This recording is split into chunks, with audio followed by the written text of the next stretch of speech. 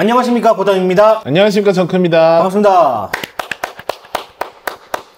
자, 오늘은 인비저블맨 해보도록 하겠습니다. 영화 인비저블맨은 모든 것을 통제하려는 소시오패스 남자에게서 도망친 세실리아가 그의 죽음에도 불구하고 시선이 느껴지면서 그에게서 벗어나기 위해 처절하게 발버둥치는 영화입니다. 공포영화 잘 만들기로 유명한 블룸하우스에서 제작한 영화입니다. 그죠. 공포 영화를 잘 만든다고도 할 수 있겠지만 제일 뛰어난 능력은 아이디어 하나만 가지고 저예산으로 그럴싸한 영화를 잘 만들어내는 게 또 특기죠. 그리고 아카데미도 되게 잘 보네요. 아, 그렇죠. 대단한 제작사가 아닌가 생각이 드는 데서 만들었습니다. 소 인시디어스 시리즈의 각본과 기획을 했던 리 워넬 감독이 연출을 맡았습니다. 엘리자베스 모스, 올리버 잭슨 코엔, 알디스 호지가 주연을 맡았습니다. 자, 극장에서 최근에 극장을 또 많이 못 가시고 있는 걸로 알고 있습니다. 네. 극장 못 가신 분들을 위해서 저희가 관전 포인트 알려드리도록 하겠습니다.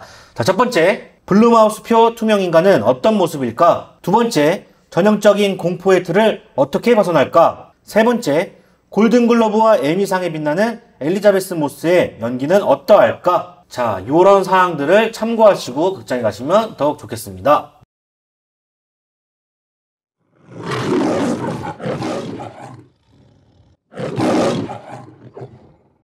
자, 인비저블맨, 호흡으로 M의 보통. 자, 나눠볼까요?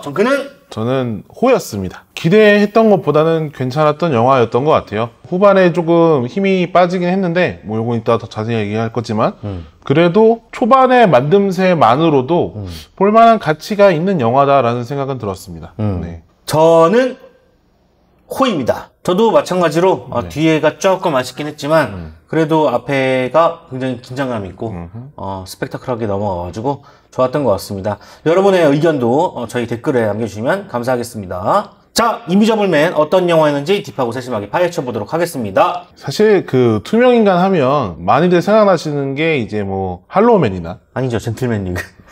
뭐 그것도 대본에 써놨습니다. 아, 그래요? 네, 젠틀맨 리그에 나오는 그런 투명인간 정도를 많이 생각하실 텐데 저는 사실 그 두 영화가 기억이 잘 안 나요. 아, 그래요? 네, 제게 지금 기억이 남아있는 거는 투명인간 최장수. 네, 저는 못 봤어요. 아, 진짜요? 네. 얼마 전에 또 시아 나와가지고 그건 못 슈가맨에서 또 여기 주제가 불렀거든요. 안 봤어요? 미친 사랑의 노래. 안 들어봤어요. 소몰이 하는 거 있어요? 아, 네. 어쨌든 뭐 그만큼 좀 고전이라고 생각했어요. 투명인간이라는 그 소재 자체가. 그리고 이걸 다크 유니버스로 기획을 처음에 했을 때도 촌스러운 감이 없지 않아 있다라는 생각을 했거든요. 이게 원래 다크 유니버스에서 만들어질 게 투명인간이 되는 뭐 남자가 정부 조직에 막 들어가가지고 뭐 첩보 활동을 한다. 뭐 이런 내용이었다고 해요. 그게 엎어지고 블룸하우스에서 이걸 가져간다고 했을 때 도대체 뭐 얼마나 또 새로운 방향을 제시해 줄 건가. 그런 걸 좀 기대를 하는 부분도 있었고, 아까 말한 대로 소재의 유치함 때문에 진부하진 않을까. 라는 생각도 많이 했거든요. 그리고 아까 전에 블룸하우스 소개할 때 잠깐 얘기했지만 사실 이 회사가 제일 잘하는 거는 적은 예산으로 좋은 영화를 좀 뽑아내는데 특화되어 있다라는 거여서 얼만큼 돈을 아낄 것인가에 대한 생각도 좀 많이 하고 있었어요. 근데 이제 영화는 어느 정도 제 기대치에 적중을 했습니다. 그러니까 최근 블룸하우스에서 이제 그 업그레이드를 감독을 했었고, 그다음에 소울 시리즈에서 각본도 썼지만 배우로도 나오시죠, 이분. 그쵸. 그 1편에서 다리 자르시는 분. 네, 리 워넬이 되게 현대적인 방법으로 잘 풀어냈다고 생각을 해요. 그러니까 우리가 TV 뉴스에서 예전에 여러분들 뉴스에서 그런 거 보신 거 있을 겁니다. 해리포터에 나오는 투명 망토를 현실에 가져왔다. 라고 하면서 뭐 군대에 도입할 예정이다. 뭐 이런 게 나오고, 그리고 또 요즘에는 이 투명 자동차 뭐 이런 것들도 나오고 하면서 빛의 굴절을 이용하는 메타물질 기술이나 아니면 카메라 촬영을 통해서 외부의 것들을 그대로 보여주는 뭐 이런 식의 그 광학 위장에 대한 것들의 이야기를 슬며시 가져오면서 전설 속에 뭐 아니면 특수한 약품으로 이렇게 됐다, 우연에 의한 것이 아니라 과학적인 이야기로 현실감을 더했고, 그 다음에 이런 것들을 상당히 잘 차용했다고 보여졌어요. 근데 이제 이 영화에서 이런 거는 아까 말한 대로 현실감을 부여하는 정도? 딱 그 정도에만 쓰이고 있는데, 진짜 이 영화에서 중요한 부분은 이 심리적인 요인입니다. 되게 사람을 쫄깃하게 만들어내는 심리적인 요인이 있는데, 초반에 한 남자에게 통제되고 가정폭력을 당하고 있던 이 여성이 그 밖에서도 불안에 떨면서 누군가 나를 찾아올지 모른다, 누군가 나를 때릴지 모른다. 이런 그 공포를 느끼는 부분이 상당히 부각되는 편인데, 이게 이제 많은 여성분들이 사실 그 데이트 폭력이나 이런 거에 대해서 많이 노출되어 있고, 그런 부분에서 공포심을 느끼는 거를 되게 영화적으로 잘 옮겨왔다고 생각이 들어요. 그래서 투명인간의 공포보다는 현대적인, 그냥 사회적인 공포? 이런 거를 잘 가져온 것 같고, 그 다음에 그런 트라우마가 덮쳐오는 것처럼 투명인간이라는 존재가 어느 순간 나를 덮쳐올지 모른다라는 그 공포를 상당히 잘 담아내서 화면에 아무것도 없는데도 저기 구석에 투명인간이 있을 것 같아. 그렇죠. 이런 느낌으로 막 그 화면 구석구석을 제가 이렇게 막 훑는 그런 체험을 좀 하게 하더라고요.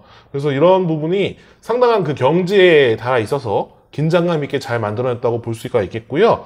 그래서 이 압박하는 과정이 무척 훌륭해서 이 영화 뒤가 조금 약하다고 하더라도 정말 큰 점수를 줄 수 있었고, 그 다음에 제가 최근에 본 공포 영화 중에서 놀라는 장면이 중요한 게 아니라 그냥 그런 쪼여오는 맛이 제일 좋았던 영화라고 생각이 들었습니다.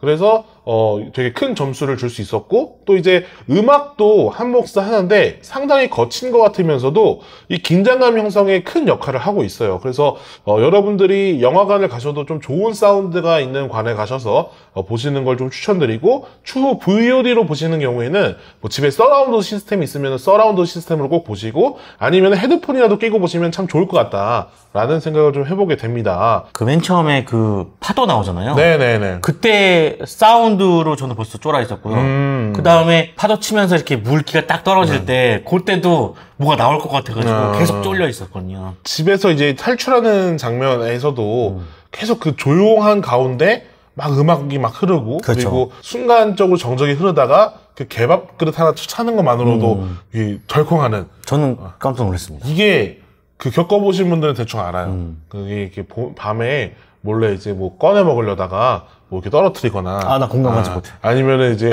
이게 몰래 이제 가족들 자는데 조용히 이제 이렇게 가다가 진짜 개밥 그릇 찬 적이 있거든요. 네, 그런 느낌을 정말 여실하게 살려주는 부분이 있었어요.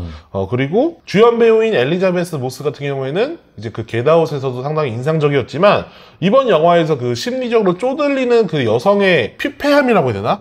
그런 예민함, 이런 거를 되게 잘 표현했다고 생각이 들어요. 그리고 얼굴 자체가 변화하는 과정이 점점 그 피로에 찌든 모습이 강렬하게 표현이 되거든요. 아주 몰골이 네, 아주. 물론 뭐 어느 정도 분장도 있었겠지만, 그렇죠.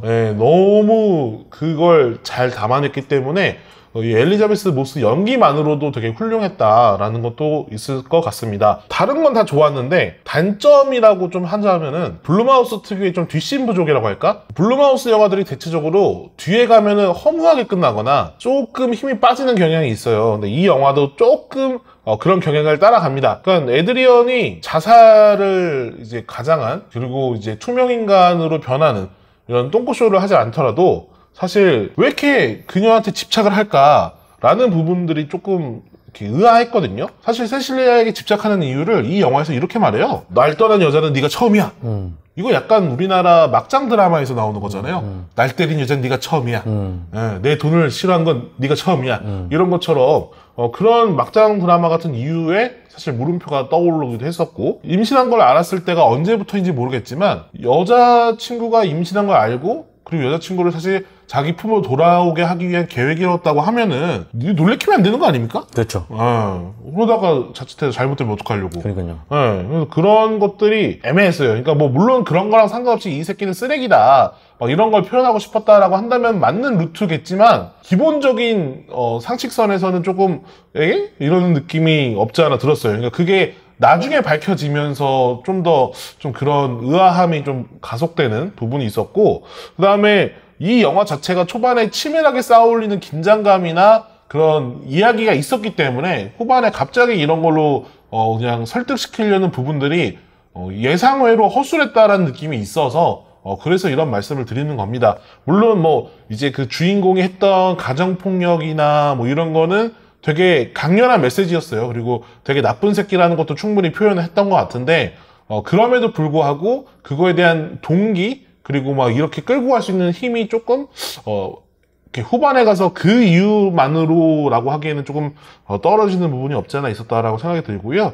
그리고 마지막에 결말 역시 그동안 되게 치밀하게 그 세실리아를 괴롭혔던 에드리안의 계획치고는 마지막에 너무 허무하게 무너지는 경향이 있어서 어떻게 보면은 캐릭터 붕괴라고 해야 되나? 뭐 그런 느낌도 났었고, 그리고 제임스 같은 경우에도 현직 경찰인데 마치 그녀에게 동조하듯이 넘어가는 부분들도 뭔가 그렇게 크게 납득은 안 되는 부분이 없잖아 있었어요. 그러니까 뭐 눈에는 눈, 이에는 이 이걸로 뭐 보여주고 싶었다고 한다 하더라도 이게 맞는 결말일까라는 생각도 한번 해봤고, 아니면은 이게 약간 넌지시 슈트를 보여주잖아요. 그 투명인간이 되는 슈트를. 그거를 이제 세실리아가 가져가는데, 그러면 이게 인비저블 우먼으로서 앞으로 블루마우스에서 자체적으로 유니버스를 만들려나?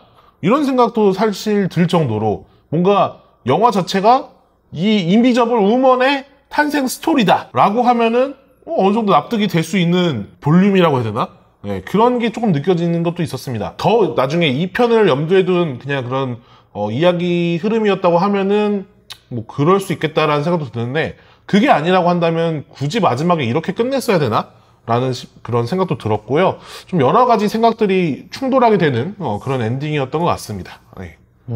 저도 그 가능성을 일단 열어뒀다고 저는 생각을 하거든요. 뭐 제가 아까 오면서 얘기는 안 했지만, 왜냐면 얘기하면은 네. 굉장히 창피한 사람이 될까봐 얘기는 안 하고 있었는데, 왜냐면 네네네. 인비저블 맨이라는 게 네네. 사실 남자를 뜻하는 경우도 있지만 사람을 뜻하는 경우도 있거든요. 그쵸. 네. 그래서 저는 엉뚱한 생각을 얘기를 하려고 했다가 쏙 집어넣었거든요.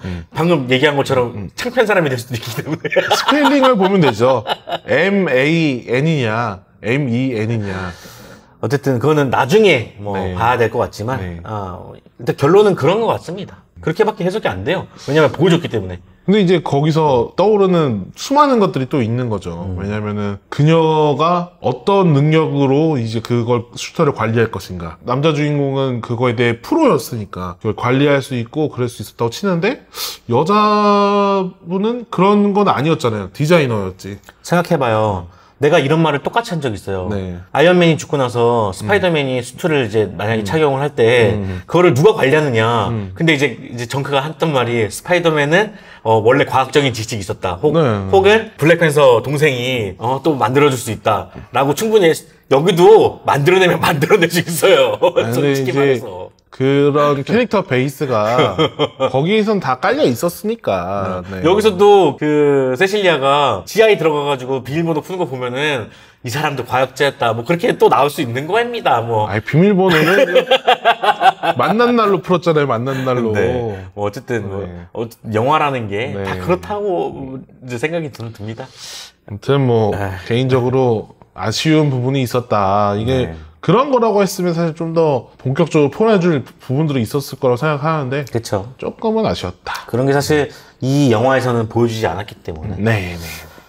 자, 제 차례입니다. 저는 일단 블루마우스 얘기를 먼저 해야 될 것 같아요. 네. 이 블루마우스라는 회사는, 이 회사에서 만든 영화들은 좀 색달랐던 것 같습니다. 공포영화라는 이 장르 영화를 전문적으로 다루고 있긴 하지만, 영화들이 비슷비슷하면서도 차별화가 있거나 신선한 시도를 즐겨한다는 점이 좀 다른데요. 타임슬립 소재를 사용한 해피데스데이 시리즈나 히어로 소재를 쓴 글래스 시리즈, 오직 컴퓨터 화면으로만 제작한 언프렌디드 시리즈라든지 인종의 문제를 다룬 겟아웃 등 장르의 변주든 구성의 변주든 시각의 변주든 전형적인 것의 변주를 통한 해답을 보여주게 되면서 신선한 공포를 만들어냈었는데요. 이번 영화 역시 이 전형적인 공포 영화와는 좀 달랐습니다. 첫 번째는 공간인데요. 우리가 생각하는 공포 영화의 공간은 음침하거나 음습한 경우가 대다수입니다. 폐허가 된 집이나 공포를 조장하는 세트 미술이 나오기 마련인데, 이 영화에서는 보이지 않습니다. 세련되고 깔끔한 에드리안의 집과 이 중산층의 따뜻함이 엿보이는 제임스 집은 전혀 공포영화와 거리가 멀거든요. 이런 데서 조금 다른데, 공포를 주는 공간 자체가 일상과 맞닿아 있다 보니까 생활형 공포를 만들어낸 것 같습니다. 두 번째는 공포를 주는 방식입니다. 사실 이 영화는 공포의 대상이 안 보인다는 점에서 귀신 영화와 굉장히 흡사하거든요. 어디서 나타날지 모르는 이 공포는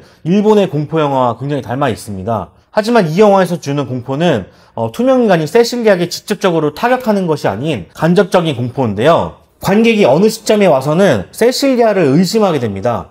혹시나 이것이 심리적인 불안에서 나오는 정신적인 질환이 아닐까? 이렇게 의심하게 되는데요. 물론 이제 영화가 가다 보면은 그게 아닌 게 밝혀지게 되죠. 영화 속에서도 그런 대사가 등장하죠. 그렇죠. 투명 인간 것보다 투명 인간이 있다고 믿게 만드는 그렇죠. 네, 그런 게 더 그 남자다운 거다. 동생이 그런 얘기를 하죠.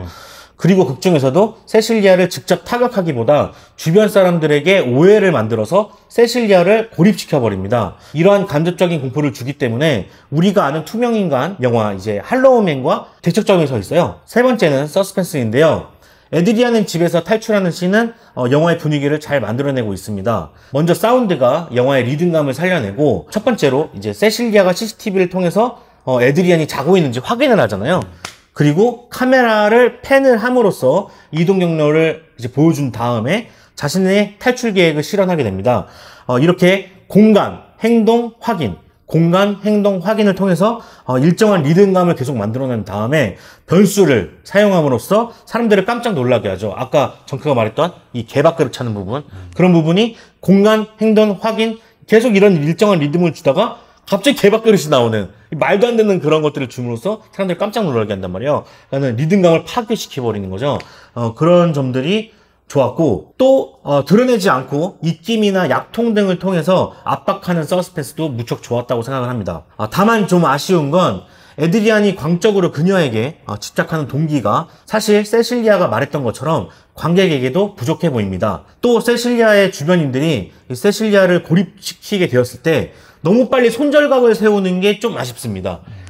시드니가 맞고 나서 세실리아를 의심하게 되는데 분명 거리가 있거든요.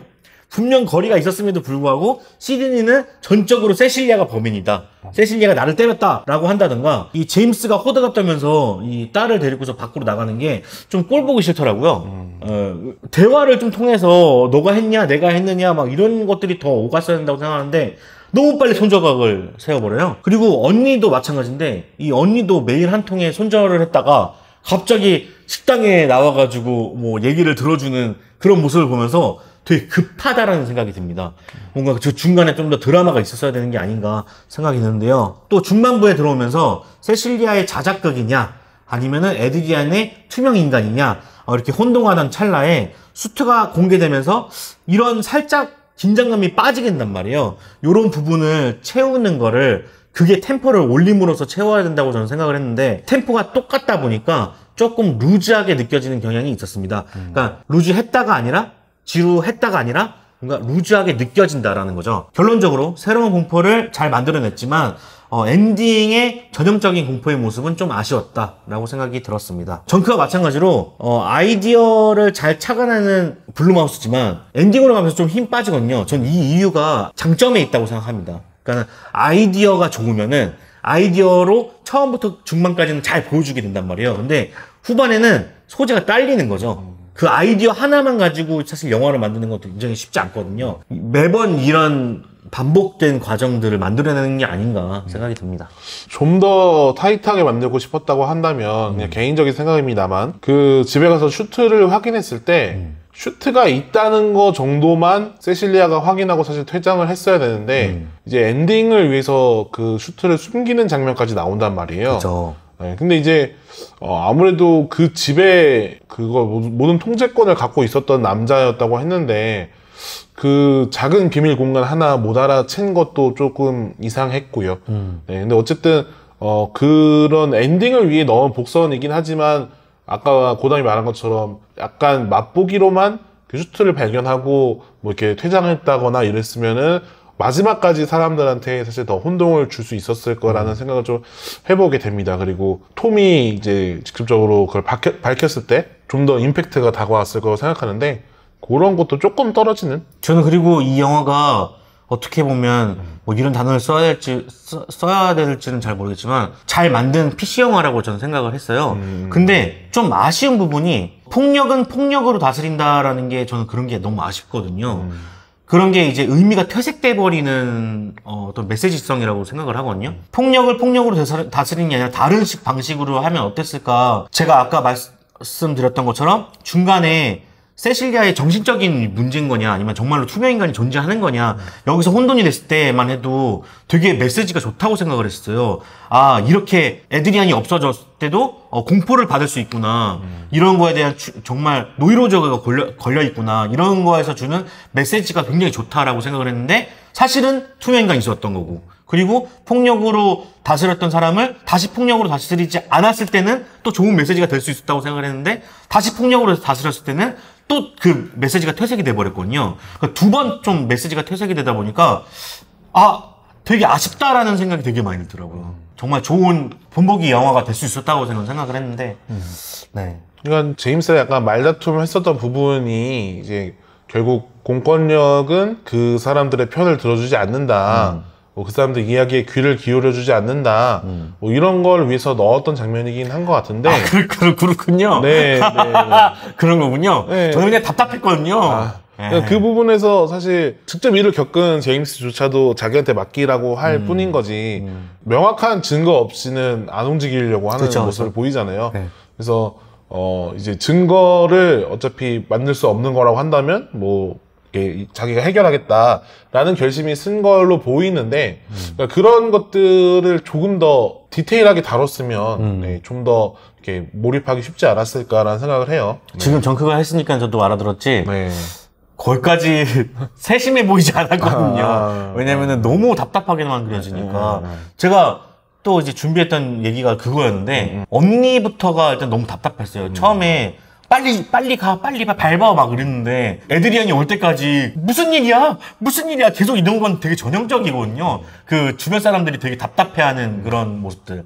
그러니까는 사실 주인공 빼고는 너무 평이한 인물들이라서 그런 점들이 또 분명히 아쉬웠는데 그렇죠. 그런 것도 약간 그냥 뭐 말 한마디라도 네. 친언니지만 사실 좀 거리감이 있었다라던가 이제 그런 메일을 봤을 때도 언니가 쉽게 믿어버릴 수 있을 만큼 좀 서로의 그 거리가 멀었던 걸 좀 더 표현했으면 어땠을까. 네, 처음에 너무 친했는데. 네. 그런 여러 가지 아쉬움이 들죠. 네. 네. 자, 인비저블맨 감상평 듣고 별점 남기고 끝내보도록 하겠습니다. 네.